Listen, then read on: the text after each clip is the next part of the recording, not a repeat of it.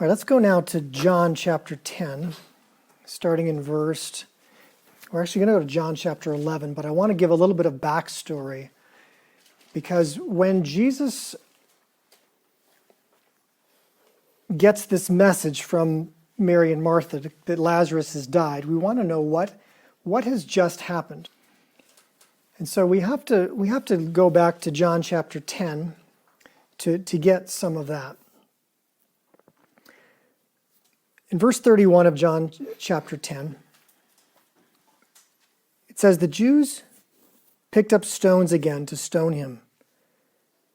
Jesus answered them, 'I've shown you many good works from the Father. For which of them are you going to stone me?'" Interesting. It says the Jews picked up stones again to stone him. This is something that keeps happening.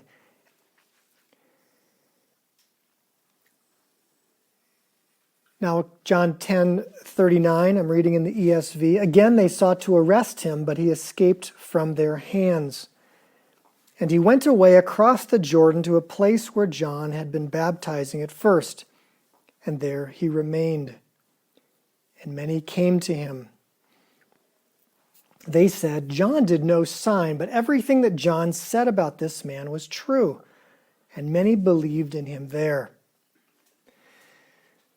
This is Jerusalem here, this dot on the map. And Jesus was there. They were picking up stones to stone him.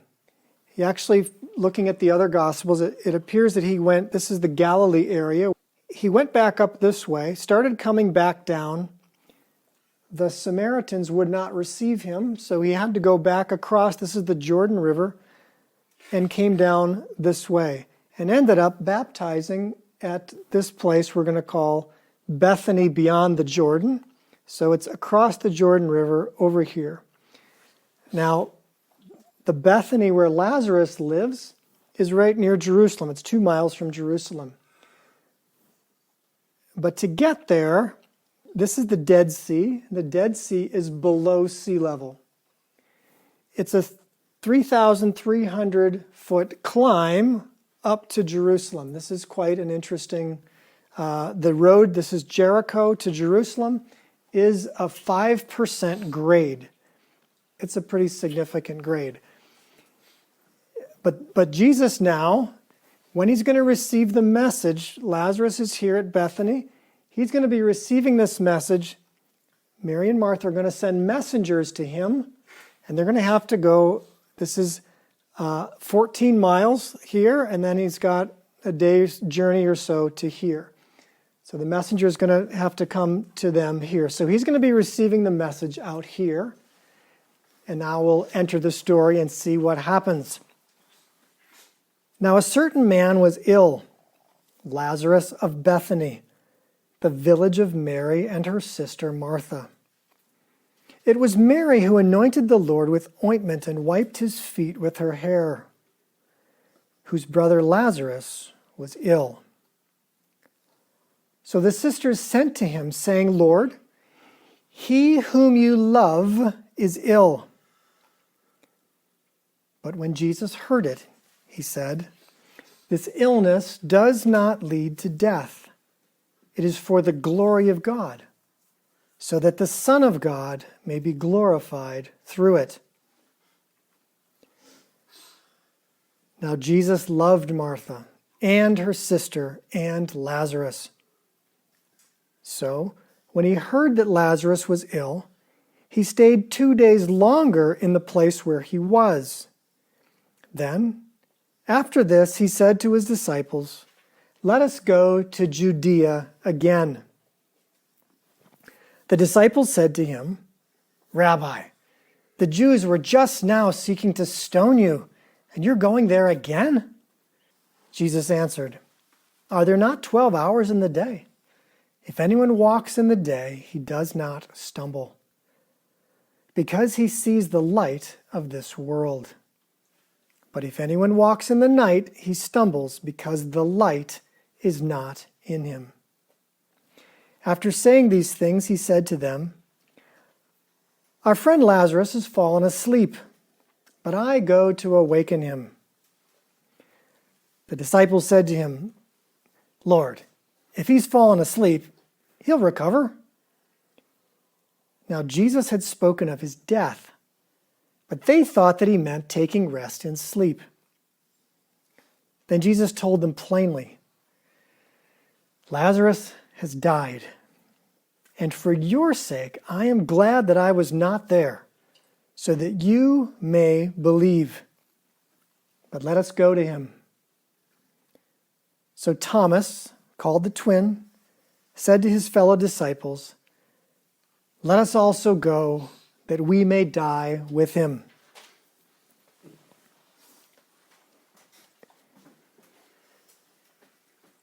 So Lazarus is ill, and when we think ill, we think he had a little cold or something. How ill do you think Lazarus was if they're going to send a messenger to go and try to find Jesus? Really sick. He was pretty sick. In fact, you probably wouldn't send a messenger until you were really convinced he was not going to recover.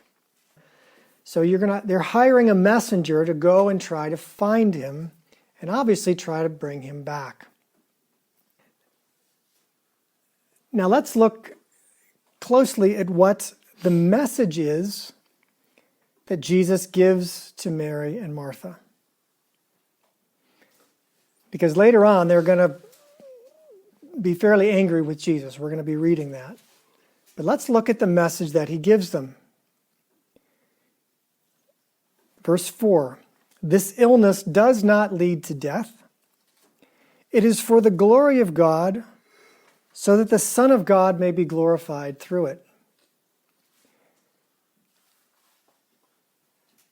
Probably when the messenger gets back to them, they only heard one part of this message.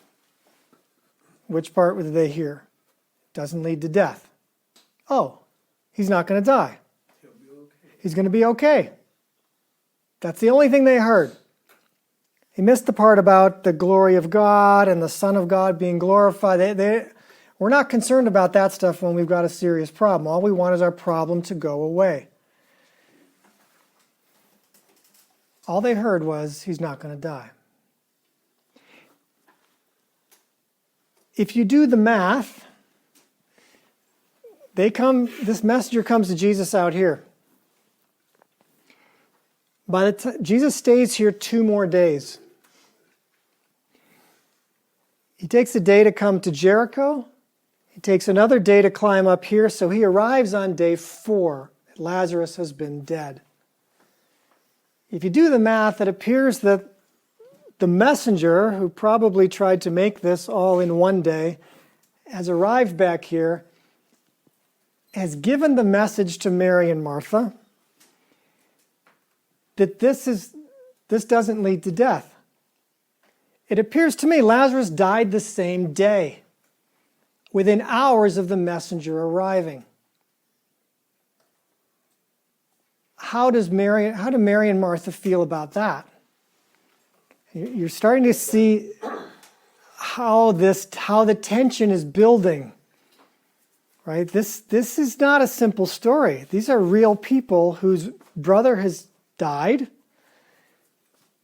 Perhaps he was a wealthy man, but if there are just 2 women now and no one is actually having an income coming into the house, this is a very serious thing for them. This is not just their brother, this is their income, this is their future. They are single women.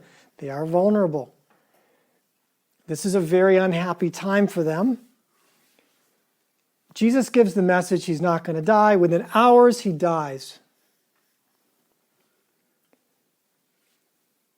They forgot the last part of the message. Now, it's interesting here to me. What did Jesus not say that he could have said? I'm going to be there in 4 days. I will raise him from the dead. Don't worry about it. It's going to be fine. He left that part out. He just gave them a very simple message and expected them to believe it. That's the kind of faith he's expecting from us. That's the kind of faith he's expecting from us. We have his words. We are supposed to believe he's for us. He's not against us.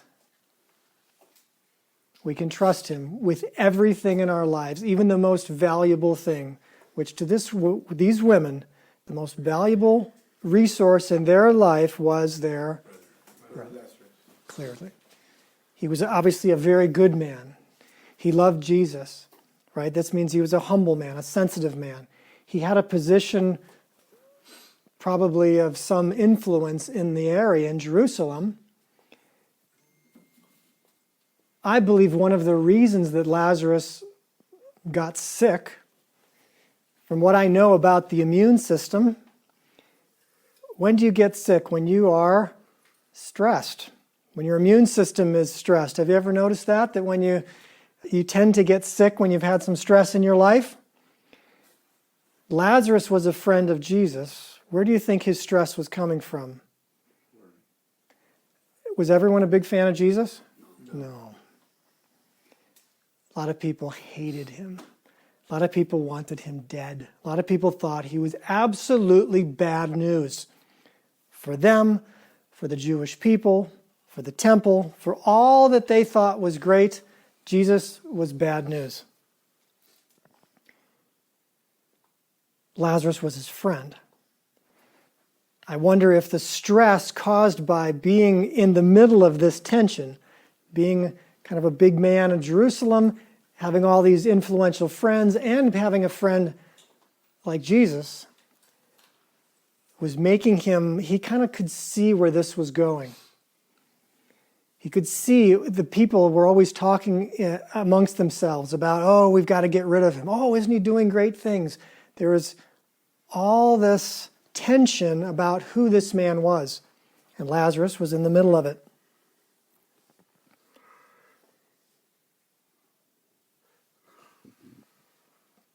I find it interesting that the disciples are so free to talk with Jesus, to say things like, look, they're trying to stone you. Let's not go back to Jerusalem.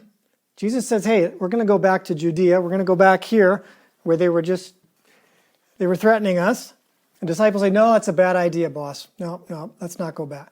How free they are to contradict him.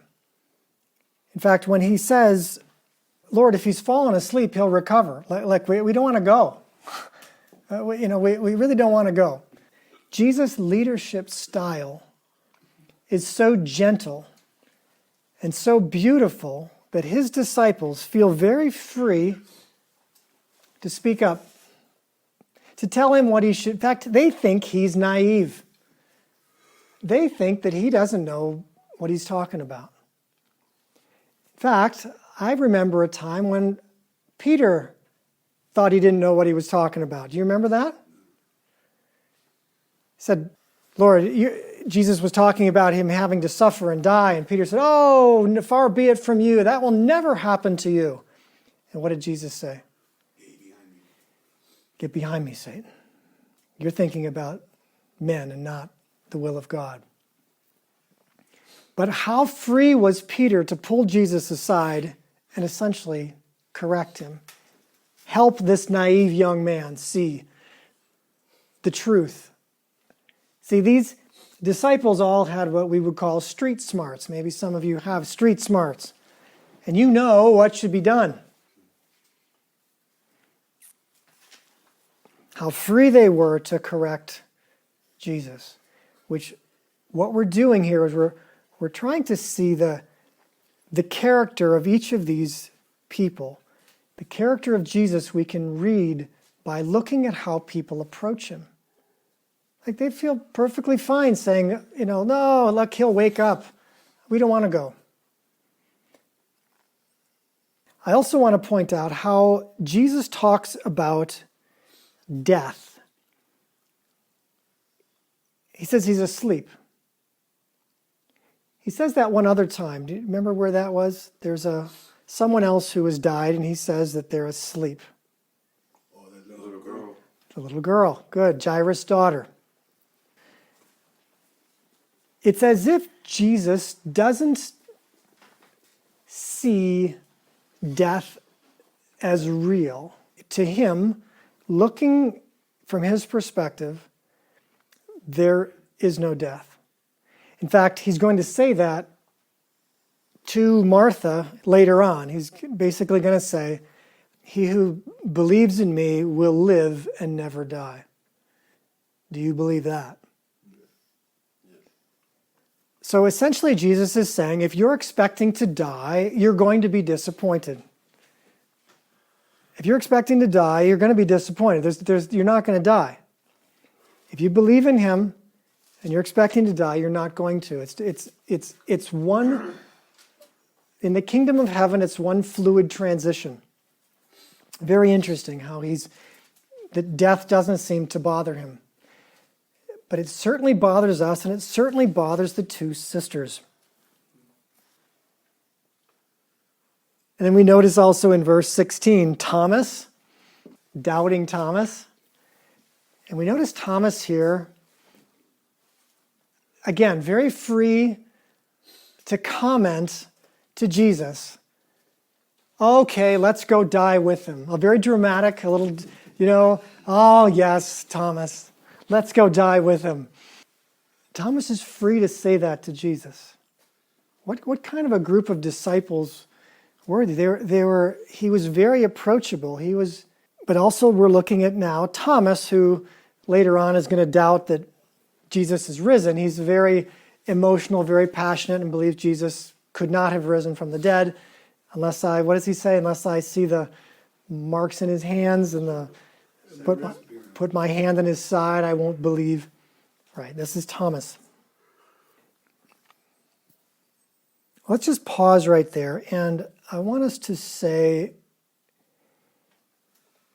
do you see yourself in any of these characters? Are you able to approach Jesus? Are you able to talk to Jesus and comment just the way you see things? Do you feel like he's angry with you or only wants you to see things one way? Is he okay if you are at whatever level of maturity that you are? If you're like Thomas, who believes he's going to die, we don't hear Jesus saying, don't be silly, Thomas, you're going with me. I just told you, he who walks in the light is not going to stumble. I was just telling you that. Did you miss it? Does not correct him. He just lets people be at their level of maturity. I want to pause now and say, can you be at your level of maturity with Jesus? Is he okay with you being right where you are? And maybe telling him, I want to grow my faith. I recognize that I have the truth. You may not have spelled it out to me as clearly as I wanted it, as we were talking with Mary and Martha. You may not have given me all that I needed to know, but I'm going to take what I do know. You are with me. You will never leave me or forsake me. You are good. You are the Messiah. I'm not going to let doubts creep in. So let's pause right now and just maybe verify your faith in Jesus with the words that he's given you over your life, that he's working in the situation, even though he may not have spelled out to you exactly how he's going to help you. I want you to say, I trust you.